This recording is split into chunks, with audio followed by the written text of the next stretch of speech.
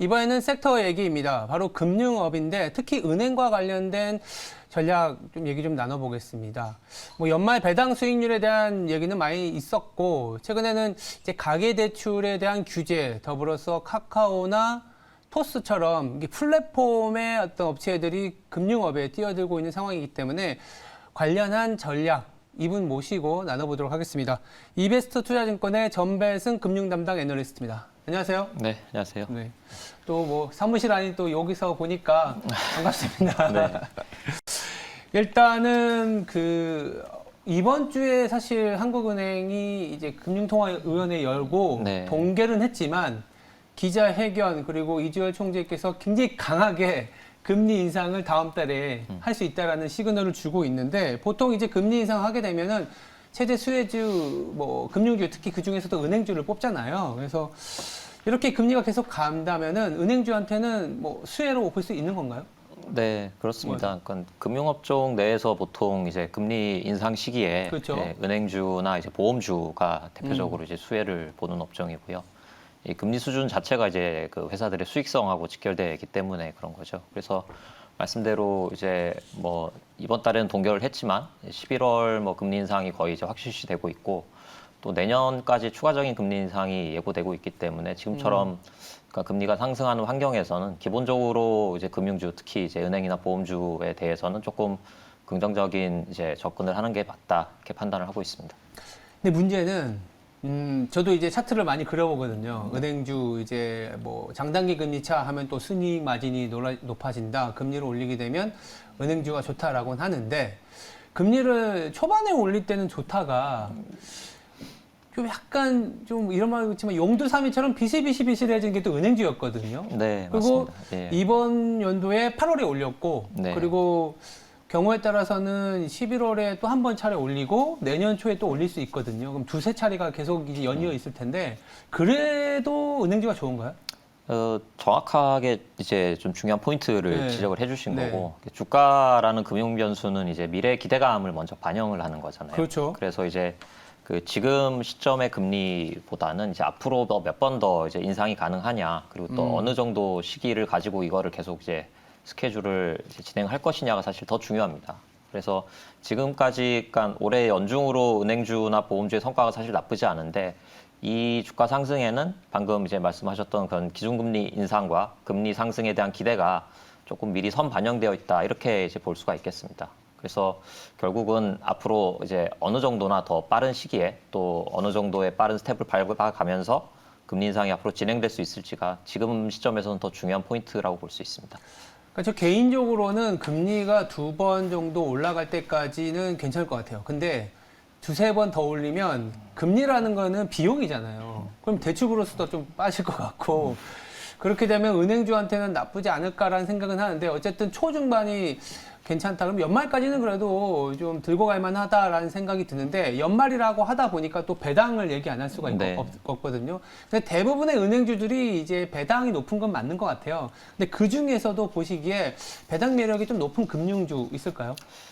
평균적으로 네. 이제 배당 수익률이 상당히 높게 그렇죠. 나오고 있고요. 또 올해는 실적들이 상당히 좋기 때문에 또 지난해에는 아시겠지만 이제 은행에 대해서 배당의 규제가 못하겠잖아요. 있었잖아요. 그렇죠. 근데 그것도 이제 풀어지면서 배당이 사실상 정상화되는 국면이 진행이 되고 있습니다. 그리고 이익도 잘 나오면서 사실 배당에 대한 여력은 충분한 상황이고 이미 그래서 이제 그 반기 실적 발표를 마치고 중간 배당을 실시를 했습니다. 그리고 그러니까 이 중간 배당을 포함하게 되면은 사실 올해 연중으로 배당 수익률이 은행주 같은 경우는 거의 이제 5%대 중반을 넘어가게 되고요. 네. 또 보험사들도 올해 실적이 상당히 호조를 보이고 있거든요. 그래서 보험업종 역시 이제 뭐 거의 한 5% 정도 되는 이제 배당 수익률을 기록을 할 수 있는데 지금 시점에서는 이제 중간 배당을 실시하지 않은 이제 기말 배당만 실시하는 이제 은행들이 좀 남아 있어요. 그러니까 이런 은행들 같은 경우가 지금 현 시점에서는 조금 더 높은 배당 수익률을 기대할 수 있지 않을까 이렇게 판단을 하고 있고 네.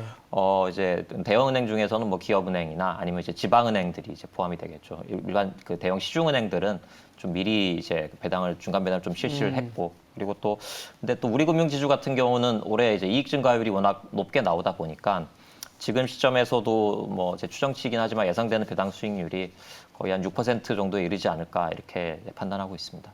지방은행이라고 하면은 이제 통상 DGB나 네. BNK 금융지주를 네. 말씀하시는 거죠? 네, JB 금융지주도 포함이 됩니다. 아, 그렇네요. 네. 근데 저는 이제 약간 한 가지 좀 고민이 되는 게 은행주는 왜 이렇게 배당 매력이 높을까? 은행 비즈니스만의 문제인가?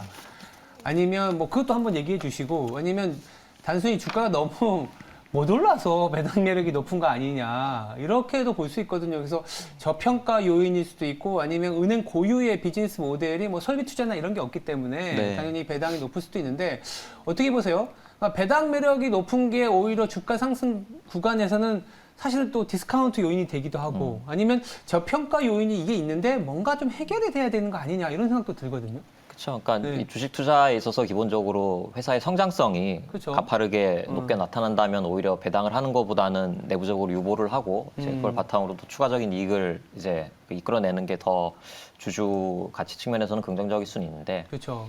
말씀대로 은행주는 이제 기본적으로 뭐 고성장 이제 섹터라고 보기는 조금 어렵죠. 그리고 좀 이익이 안정화되고 그다음에 뭐 시장이 조금 최근처럼 불안할 때도 좀 이제 대체적으로 좀 이제 각광을 받을 수 있는 이런 부분이다 보니까 배력에 대한 이제 그 강조를 하지 않을 수가 없을 것 같습니다. 그리고 자체적인 성장성이나 수익성이 추세적으로 상승하기는 조금 어렵다라고 이제 볼 수 있기 때문에 그만큼 주주 환원이나 이런 부분에 대해서도 좀 같이 신경을 많이 써야 되는 측면이 있는 거고 그러다 보니까 이제 그 배당에 대한 메리트가 계속적으로 좀 이제 요구도 받고 있고 또 이제 부각도 되고 있고 이런 시점이다라고 생각합니다. 그러니까 그 은행주의 상대 수익률을 그려보면은 우리나라 기준금리하고의 장기적인 추세가 좀 비슷해요. 그래서 우리나라 기준금리가 얼만큼 올라갈 수 있느냐에 따라서도 뭐 소위 말해서 1년 이상 묻어놔도 수익이 날 수 있는 부분인데 아직은 그게 빅스텝으로 간다 하더라도 예전만큼의 금리 레벨까지 올라갈 거냐? 그렇죠. 네, 예. 그런 고민도 있고 한편으로는 우리가 은행이라는 거는 상품으로 따지자면은 대출을 팔아야 되잖아요. 근데 대출 규제가 이번 주에 아시겠지만 가계대출 좀 나왔는데 또 금융당국에서 규제할 만큼의 레벨이 나와버렸거든요. 이건 또 어떻게 풀어야 될지 말씀해 주세요. 그러니까 기준금리가 상승할 때 이제 은행주에 적극적으로 투자하는 거는 분명히 이제 그 맞는 판단인데, 네. 근데 중요한 거는 그러니까 이 앞으로의 방향성이 더 중요하다라는 거죠. 그리고 그렇게 본다면 코로나 이전 레벨의 기준금리 수준이 이제 1.25%였잖아요. 근데 그렇게 보면 지금 이제 두 차례 정도가 남은 상황이기 때문에 지금부터의 이제 은행주의 상승 여력, 상승 탄력이 사실 지금까지 왔던 것만큼 강하지는 않을 것 같아요. 왜냐하면 미리 선반영하는 측면이 아까 있다라고 이제 말씀을 드렸던 부분에 그런 거고. 네. 그리고 또 이 대출의 성장률 자체는 최근에 조금 둔화되고 있긴 하지만 이 대출을 줄이는 대신에 은행들이 오히려 더 금리를 조금 높이는 식으로 대응을 하고 있어서 당장 실적에는 그렇게 부정적인 영향을 미치지는 않습니다. 네. 근데 말씀대로 다음 주에 아마 추가적인 가계부채 관련된 규제가 또 발표가 될 거고 그리고 내년까지도 이런 이제 좀 대출을 억제해야 되고 이런 기조들은 이어질 수밖에 없기 때문에 왜냐하면 특히 코로나 이후로는 대출 증가율이 많이 좀 급증을 한 상태이기 때문에 그렇죠. 그런 거죠. 그러니까 이거를 정상화하는 과정이 이제 진행이 될 텐데 그렇게 본다라면은 이제 장기적으로 봤을 때 은행주의 그런 이제 성장성이나 수익성이 약간 이제 정점을 향해 가고 있는 시점이 아닌가 저는 이렇게 판단을 하고 있습니다. 결국 이제 뭐 단기적으로 지금 구간이 어쩌면 좀 가장 안전하다라고는 표현 좀 그렇지만 은행주를 이제 진입하기에는 괜찮은 구간이다라는 생각은 들고 있습니다. 이제 내년 넘어가면 금리도 좀 올라가는 부분들, 대출 성장률이 좀 꺾이는 부분들까지 그렇죠. 고민해야 되기 때문에 배당도 또 연간 배당이 좀 지나간 상황이라서 지금이 좀 괜찮은 타이밍이지 않겠냐라고 생각이 들고 정리해서 있고. 보니까 금리 인상이 아직은 초기고 그렇죠. 그리고 또 이제 배당 시즌이 임박해 있고 그래서 이제 한 연말 연초 정도까지는 상당히 좀 이제 매력적인 그런 이제 투자의 시기가 아닌가 이렇게 결론적으로 생각을 합니다. 일단 지금까지는 은행업에 대한 전반적인 원래 통상적인 얘기를 했었는데 최근에 기존 은행들이 껄끄러운 게 뭐냐면 카카오뱅크나 이제 토스뱅크처럼 네. 플랫폼의 기반을 갖고 이제 경쟁자가 나타나기 시작했어요. 그리고 10월 달에는 토스뱅크가 출범을 했단 말이죠. 그러면 우리가 흔히 기존에 있었던 뭐 시중은행도 있지만 카카오뱅크는 이미 출범을 했고 카카오뱅크와 비교했을 때는 이게 토스뱅크가 어떤 차이점을 갖고 가는 거죠? 그 토스뱅크가 이제 내세우고 있는 모토가 이제 뭐 포용과 혁신이라고 이제 얘기를 하거든요. 포용과 그러니까, 혁신. 네, 그러니까 기존에 이제 은행 서비스를 이용하기 좀 어려웠던 이제 그런 이제 고객들을 대상으로 좀 이제 그 영역을 확대하겠다 네. 이런 이제 전략을 기본적으로 세우고 있습니다. 그래서 가장 조금 차이가 나는 부분은 이제 그 인터넷 전문 은행들이 이제 중금리 대출을 의무적으로 좀 취급을 해야 되는 비중이 있는데 그렇죠. 그 목표를 이제 토스뱅크 같은 경우는 카카오뱅크나 K뱅크에 비해서 거의 한 10%포인트 정도 높게 지금 설정을 하고 있습니다. 그래서 그 설립의 모토대로 조금 더 이제 중금리 대출이란 건 이제 신용도가 좀 낮은 이제 고객들을 이제 의미하는 거잖아요. 그렇죠. 그래서 그런 분들을 대상으로 조금 더 혁신적이고 또 이제 적극적인 그런 서비스를 지원을 하겠다. 이제 이런 이제 목표를 이제 가지고 설립이 되어 있고, 근데 최근에 다만 이슈는 아까 앵커님 말씀해 주셨지만 이제 은행권 전반적으로 대출 규제가 상당히 심화되는 환경이었고 이게 인터넷 전문 은행까지도 지금 확산이 되고 있거든요. 그렇죠. 그래서 토스뱅크 역시 이제 그 초반에 이게 그 설립을 한 그리고 또 이제 운영을 하기 시작한 초반에 상당히 공격적인 전략을 펼칠 걸로 저희가 좀 기대를 했었는데 네. 금융당국에서 이제 연말까지 이제 한 5천억 정도로 대출 한도를 설정을 해놨고 이미 그 한도의 상당 부분이 지금 다 소진이 되어 있는 걸로 이제 언론에 보도가 되고 있더라고요. 그래서 그렇게 보면은 약간 이제 그 규제로 인해서 이 인터넷 뱅크들도 좀 영향을 받는 그런 상황이다. 그래서 최근에 뭐 카카오뱅크의 주가의 이런 하락도 이런 부분을 조금 반영하고 있는 게 아닌가 이렇게 보입니다. 그렇다면 지금 신규 진입자 입장에서는 뭔가 계속 커져야 되잖아요. 그쵸. 뭐 예. 대출도 하고 예금도 하고. 그러니까 토스 같은 경우에는 소위 말하는 마통, 마이너스 통장에 대한 금리도 낮게 이렇게 설정하고 그리고 예금 금리 높게 설정하면서 공격적으로 하려고 그랬는데 금융당국이 막아버리니까 초반부터 성장률이 좀 조금 안 이제 예상치 나오는. 못한 이제 그쵸. 그런 이제 허들을 아. 예, 직면을 한 상황인 거고, 근데 음. 내년이 되면 아마 이제 한도는 다시 조금 다시 늘어난다? 풀릴 거니까 그때 또 다시 이제 새로운 전략을 좀 펼치지 않을까. 그래서 결론적으로는 이 은행업종 내에서 이제 말씀 이제 주신 대로 이제 카카오뱅크, K뱅크에 이어서 또 하나의 경쟁자가 어쨌든 출연을 한 상황인 거고. 또 이제 금리 경쟁이나 이런 것들을 조금 이제 앞으로 펼쳐갈 수 있기 때문에 내년에는 그런 부분들을 조금 이제 유심 있게 봐야 되지 않나 싶습니다. 또 흥미로운 게 토스 증권이 얼마 전에 잘 아실 거예요. 너 가입을 하면 주식 1주씩 주는 거. 네, 그래서 상당히 이제 인기를 많이 끌고 그러니까 가입자도 많이 늘었어요. 실제로 그러니까 뭐 저희가 알고 있는 이제 뭐 키움증권이나 이렇게 전통적인 증권사의 이제 개인 투자자들을 확보하고 있는 것보다 더 많다면서요? 이제 더 많지는 않고요. 더 많지 않아요? 그러니까 그 키움증권의 이제 계좌 수가 한 1,000만 정도 1,000만? 정도인데 토스증권은 사실 근데 설립한 지 얼마 안 됐죠. 올해 3월부터 이제 실제로 영업을 했으니까 1년이 채 안 됐는데 400만 계좌를 지금 400만? 예, 확보를 했습니다. 1,000만에서 40%나 된 거네요? 네, 근데 그것뿐만 아니라 또 네. 카카오페이 증권이라고 아, 있잖아요. 그쵸. 네, 거기도 역시 지금 이제 500만 계좌를 이미 확보를 아. 했거든요. 그러니까 두 곳을 합치면 뭐 이제 그 키움만큼. 리테일의 절대 강자라고 할 수 있는 키움증권의 그 고객 기반과 뭐 이제 동일한 선상에서 물론 똑같이 비교를 할 수는 없지만 그렇죠. 이제 이렇게 올라와 있는 상황이고, 그러니까 결국은 이 금융의 디지털화, 뭐 플랫폼화 이런 것들이 인터넷 전문은행이나 인터넷 뱅크뿐만 아니라 저희 이제 증권업계 내에서도 같이 좀 일어나고 있다 이렇게 볼 수 있을 것 같습니다. 알겠습니다. 근데 아까 이제 카카오뱅크나 토스뱅크 얘기하면서 금융당국이 이제 규제를 하고 있다라는 얘기를 했는데 플랫폼 전반적인 규제도 같이 이루어지다 보니까 어떻게 보면 기존 시중은행과 플랫폼 기반의 신규 업체 간의 양자태결을 한다면 어떻게 봐야 될까요?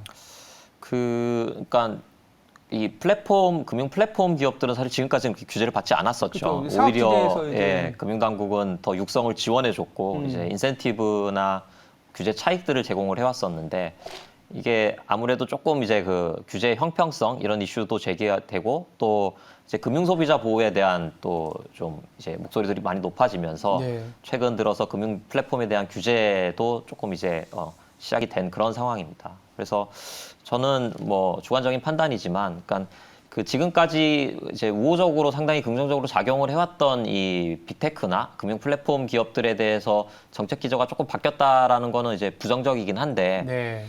이 금융업에 있어서 큰 산업의 변화는 사실 디지털화라는 건 무시할 수 없는 이제 흐름이다라고 생각을 그렇죠. 하거든요. 또 이게 비단 국내뿐만 아니라 해외에서도 이제 같이 좀 흘러가고 있는 그런 그림이고, 그래서 장기적으로 봤을 때는 뭐 최근에 좀 규제 이슈가 있긴 하지만 저는 이제 성장성이나 이제 확장성 이런 측면에서 봤을 때는 여전히 금융 플랫폼들의 그런 이제 전망이 조금 더 긍정적이지 않나 이렇게 예상을 하고 있습니다. 그리고 또 그 영역 자체도 앞서 말씀드린 대로 비단 뭐 결제나 송금뿐만 아니라 지금 이제 기존의 금융업종 내에서도 그 입지가 계속 좀 이제 확산되고 있는 그런 양상이기 때문에 앞으로 기존 이제 그 상장 금융 회사들은 이런 부분에 조금 어떻게 대응을 해야 될 그런 필요성이 더 커지고 있습니다. 알겠습니다. 그렇다면 이제 마지막으로 은행주에 대한 투자 포인트 그리고 현 시점에 가장 매력적인 은행주라고 할까요? 한번 꼽아주세요. 네, 뭐 미리 조금 더 네. 말씀을 드렸던 것 같은데, 그러니까 금리 인상 초기이고 아직 이제 한두 차례, 뭐 이제 두세 차례 정도 더 금리 인상이 진행될 것이기 때문에 기본적으로는 은행주나 보험주에 대해서는 저는 이제 긍정적인 시각을 가지고 있습니다. 그리고 네. 연말 연초 한 배당 시즌까지는 뭐 올해 이제 그 안정적인 그런 이제 좀 마진과 또 추가적인 배당 수익률을 확보할 수 있는 그런 기회다라고 이제 판단을 하고 있고요. 그리고 개별 종목으로 사실 은행업종 내에서는 종목 간의 수익률 편차는 그렇게 크진 않아요. 경험적으로 네. 봤을 때. 근데 그럼에도 제가 조금 이제 관심 있게 추천드리고 있는 종목은 이제 시중은행 중에서는 이제 우리금융지주를 네. 이제 저는 이제 좀 추천을 드리고 있고요. 올해 뭐 실적이나 아니면 그동안 이제 그 업종 내에서 조금 할인받았던 요인들이 조금 희석되는 구간이고 또 향후 이제 조금 추가적인 포트폴리오를 좀 확장할 가능성도 있다라고 생각을 하고 있기 때문이다. 그리고 지방은행 역시 저는 이제 그 밸류에이션 측면에서 좀 메리트가 여전히 있다라고 생각을 하고 있는데 예. 특히 최근에 뭐 이제 그 앵커분들 항상 네. 뭐 저희 회사에서 말씀 주시지만 비용이나 뭐 네. 인플레에 대한 이제 이슈가 있지만 상대적으로 거기서 조금 저는 자유롭다라고 생각할 수 있는 종목이 특히 은행주 그 중에서도 BNK 금융지주 같은 종목이다라고 생각을 하거든요. 예. 왜냐하면 그 이제 뭐 유가 상승이나 이런 것들이 지역 내 경기나 지역 내 그 은행의 고객 업체들의 수익성이나 건전성에 나쁘지 않은 영향을 주고 있기 때문인 거죠. 그래서 이 은행업종 내에서는 우리금융하고 BNK 금융지주를 예. 추천을 드리고 보험업종 같은 경우는 저는 이제 손해보험사들을 조금 더 이제 선호하는 입장인데 예. 지금 보험사들도 실적이 상당히 좋고 똑같이 금리 모멘텀을 좀 누리고 있는 여건입니다. 그래서 역시 배당 메리트 또한 이제 5% 내외 정도로 이제 상당히 높은 수익률을 제공을 할 수 있고 그래서 저는 그 2위권 손해보험사인 DB손해보험과 현대해상을 또 관심 종목으로 이렇게 추천을 드립니다. 알겠습니다. 지금까지 이베스터 투자증권의 전배승 애널리스트였습니다. 감사합니다. 감사합니다.